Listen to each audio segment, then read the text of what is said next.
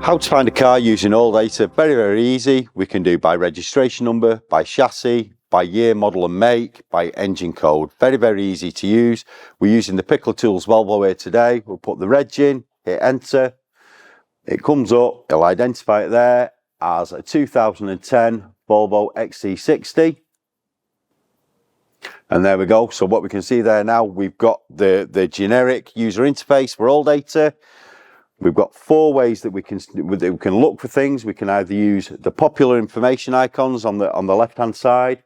We can use the alphabetical component tree.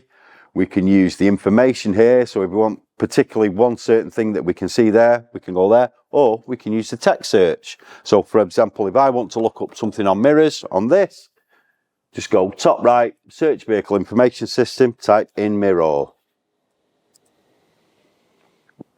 You see, it tells me how it works, where they are, how to repair them, wiring diagrams, test and inspection. Really, really, really dead easy to use. No real hardship in doing it that way. But top right hand corner, it's your best friend.